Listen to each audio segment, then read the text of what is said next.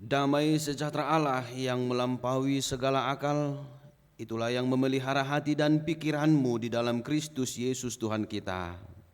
Amin. Selamat Advent bagi kita semua. Terima kasih Bapak Ibu yang dikasihi Yesus Kristus. Marilah kita dengarkan firman Tuhan dalam ibadah kita di Advent yang keempat hari ini dari surat Rasul Paulus kepada jemaat di Rom, pasal yang pertama ayat 1 hingga ayat 7. Saya akan bacakan bagi kita, marilah kita ikuti dalam hati kita masing-masing, demikian firman Tuhan. Dari Paulus, hamba Kristus Yesus, yang dipanggil menjadi rasul dan dikuduskan untuk memberitakan Injil Allah. Injil itu telah dijanjikannya sebelumnya dengan perantaraan nabi-nabinya dalam kitab-kitab suci tentang anaknya yang menurut daging diperanakkan dari keturunan Daud dan menurut roh kekudusan dinyatakan oleh kebangkitannya dari antara orang mati, bahwa ia adalah anak Allah yang berkuasa, Yesus Kristus Tuhan kita. Dengan perantaraannya kami menerima kasih karunia dan jabatan rasul untuk menuntun semua bangsa, supaya mereka percaya dan taat kepada namanya. Kamu juga termasuk di antara mereka, kamu yang telah dipanggil menjadi milik Kristus. Kepada kamu sekalian yang tinggal di Roma, yang dikasihi Allah, yang dipanggil dan dijadikan orang-orang kudus, kasih karunia menyertai kamu dan damai sejahtera dari Allah Bapa kita dan dari Tuhan Yesus Kristus. Demikian firman Tuhan. Bapak Ibu yang dikasihi Yesus Kristus, ada satu kisah yang cukup miris. Suatu ketika ada seorang pemimpin di suatu bangsa. Dia ingin mengadakan kunjungan ke suatu desa yang cukup terpencil karena dia rindu melihat bagaimana kehidupan di desa. Tentunya mendengar rencana kunjungan pimpinan itu, semua masyarakat yang ada di desa itu sangat bergembira. Mereka sangat antusias. Bahkan kepala desa itu membuat suatu rencana penyambutan yang luar biasa. Dia mengundang semua masyarakatnya untuk di hari H nanti mereka menyambutnya dengan berbaris di sepanjang jalan menuju desa itu. Dan dia juga memilih panitia untuk penyambutan, dan panitia memilih anak-anak dari desa itu, salah satu untuk nantinya mengalungkan bunga kepada pimpinan, kita katakanlah presiden yang akan datang itu. Dan tibalah hari H. Apa yang terjadi? Ketika rombongan presiden tiba di desa itu, anak yang tadi dipilih untuk mengalungkan bunga kepada presiden itu langsung berlari ketika dia melihat ada seorang yang turun dari mobil.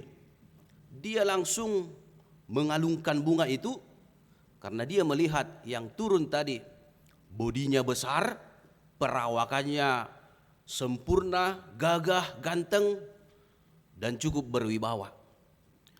Ternyata setelah berlalu beberapa menit, keluarlah sang presiden dan semua masyarakat itu heran. Karena yang menerima bunga tadi ternyata bukan itu presiden, tetapi itu adalah hanya ajudan yang lebih dulu keluar dari mobil. Mengapa hal itu bisa terjadi? Bapak Ibu yang dikasihi Yesus Kristus, tentu karena si anak itu memang dia sangat bersemangat tadinya. Dia melihat yang turun itu cukup gagah dan dia langsung mengira itulah presidennya. Dia langsung mengalungkan bunga itu, ternyata bukan. Dan itu terjadi juga karena tentu anak itu tadi sebelumnya belum pernah bertemu secara langsung dengan presiden. Artinya dia belum mengenal secara jelas siapa yang akan datang, siapa yang harus disambut dengan meriah. Belum ada pengenalan yang cukup mendalam dari si anak itu kepada siapa yang mereka sambut yang datang itu. Bapak Ibu yang dikasihi Yesus Kristus, apa yang bisa kita pelajari dari kisah itu? Kita sudah memasuki Advent yang keempat hari ini. Artinya penantian kita, penyambutan kita akan kedatangan yang kita nanti-nantikan, yang kita tunggu-tunggu, Yesus Kristus Mesias, sudah sangat dekat. Bahkan sudah hitungan hari kita akan merayakan kelahirannya.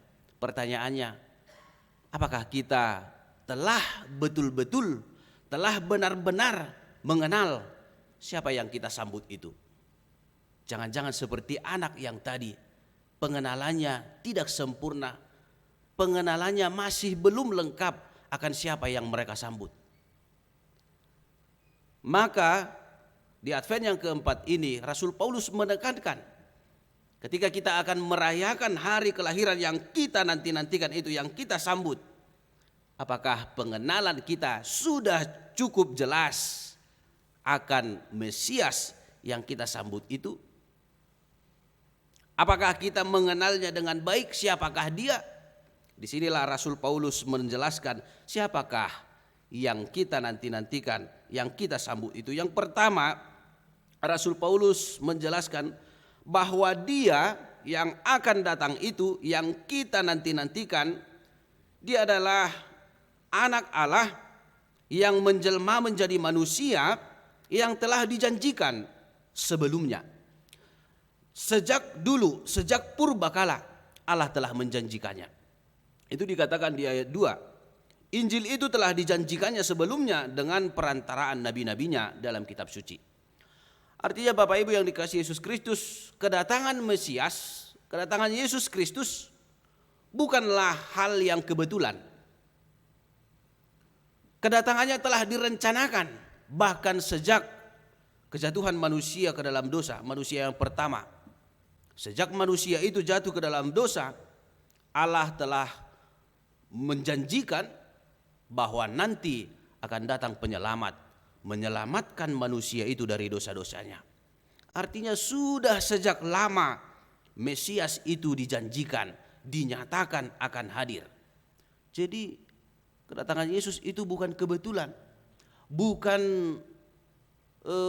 cerita fiksi atau karangan manusia saja, bukan kisah yang diciptakan oleh manusia, tetapi Allah sendiri yang merancang. Oleh karena itu, benarlah bahwa Yesus itu adalah Allah sendiri. Dia yang datang ke dunia ini untuk menyelamatkan kita dari dosa. Yang kedua, siapakah dia? Yesus Kristus yang datang itu. Rasul Paulus menjelaskan di ayat 4 bahwa dia adalah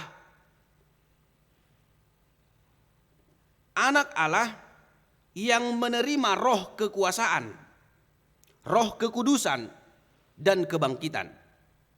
Dia adalah anak Allah yang berkuasa, Yesus Kristus Tuhan kita, dikatakan di ayat 4.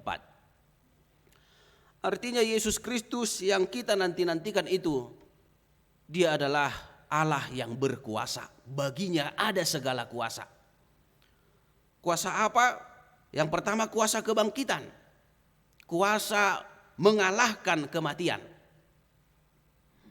Dan kuasa memberikan kasih karunia.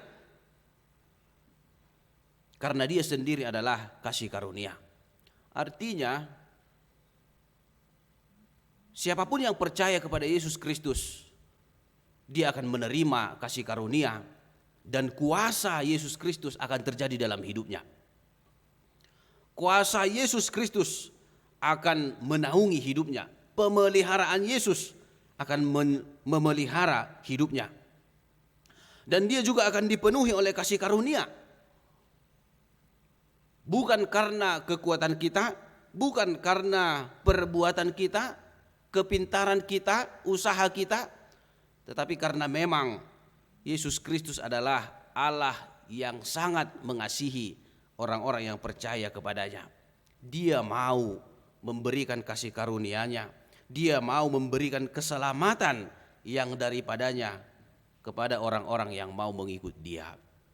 Artinya jelas Rasul Paulus memberitahukan kepada kita bahwa Yesus Kristus yang kita sambut itu, yang kita nanti-nantikan itu, dialah penyelamat kita, dialah yang sanggup memelihara hidup kita, dialah yang berkuasa atas segala sesuatu, bahkan yang berkuasa atas seluruh kehidupan kita. Oleh karena itu, bagaimana supaya keselamatan yang telah Dia janjikan itu sampai kepada kita, bisa kita terima?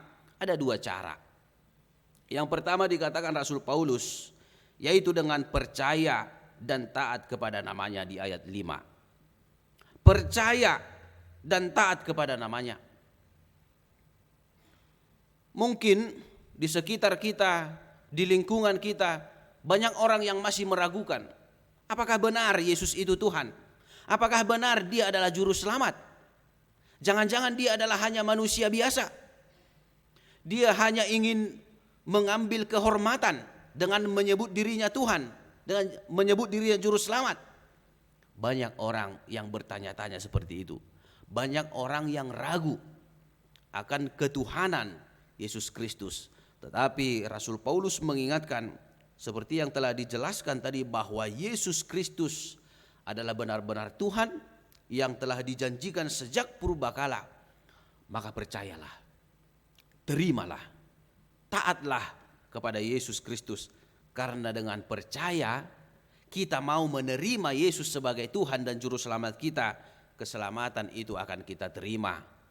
Keselamatan itu akan hadir, datang dalam kehidupan kita. Jangan ragu. Kalau dikatakan percaya, menggantungkan hidup sepenuhnya kepada Dia, kepada Juru Selamat, tidak meragukan kuasanya. Yang kedua adalah mau dipimpin untuk melakukan kehendaknya, mau dituntun oleh Yesus Kristus.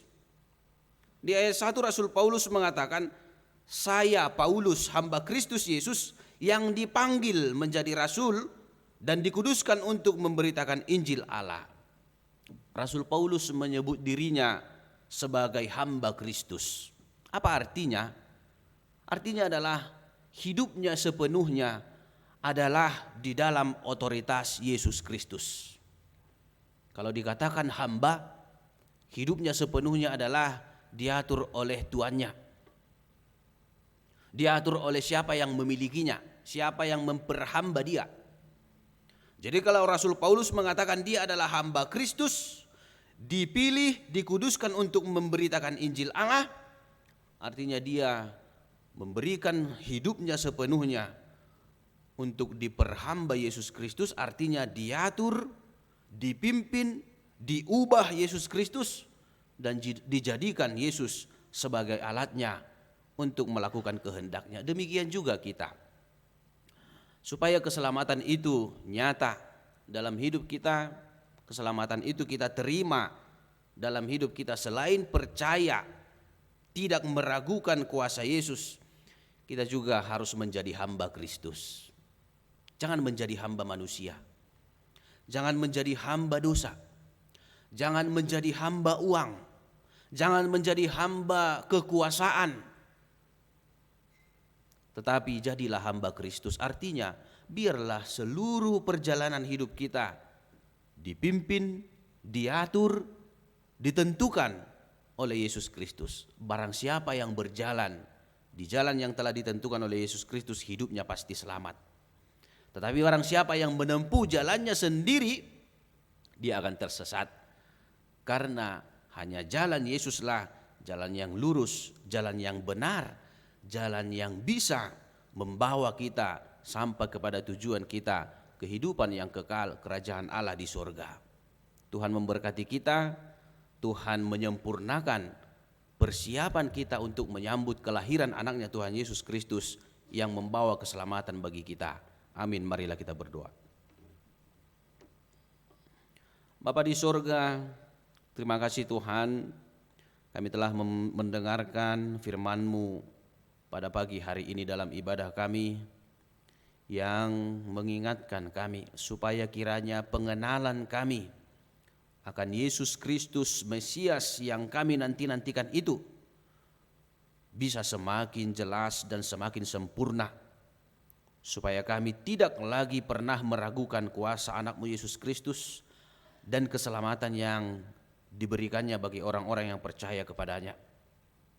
Biarlah kami juga bisa percaya, dan tetap taat untuk mengikuti anak-Mu Tuhan Yesus Kristus membawa kami kepada keselamatan yang kekal. Dan biarlah kami juga menjadi hamba-hamba Kristus, hidup kami diatur oleh Kristus, hidup kami dipimpin oleh Yesus Kristus, sehingga setiap kami yang percaya kepadamu pada akhirnya beroleh keselamatan dan kehidupan kekal yang telah Engkau janjikan bagi kami. Bapa di surga, berkatilah seluruh kehidupan kami, setiap perbuatan tindakan kami, sehingga kami mencerminkan bahwa kami adalah orang-orang yang telah menerima keselamatan itu dengan hidup sesuai dengan rencana Tuhan. Berkati juga seluruh kehidupan kami, seluruh pekerjaan kami, sehingga kami dapat menikmati kehidupan kami dan memperoleh hasil yang baik, buah-buah kehidupan yang bisa kami syukuri di tengah-tengah kehidupan kami. Berkati setiap kehidupan jemaat-Mu Tuhan, yang sakit Engkau sembuhkan, yang mengalami banyak pergumulan dan tantangan hidup, Engkau menguatkan mereka, sehingga setiap jemaat Tuhan bisa bersuka cita untuk menyambut keselamatan yang Engkau berikan melalui kelahiran anak-Mu Yesus Kristus yang akan kami rayakan. Bapa di surga, kami juga menyerahkan seluruh pelayanan gereja-Mu ini, biarlah berjalan sesuai dengan rencana Tuhan, menjadi kemuliaan dan hormat bagi nama-Mu, sehingga melalui gereja-Mu ini Tuhan, nama-Mu semakin dikenal oleh banyak orang yang belum percaya kepadamu, sehingga mereka juga beroleh keselamatan yang kekal. Terimalah doa kami Tuhan, di dalam Yesus Kristus kami bersyukur dan berdoa. Amin.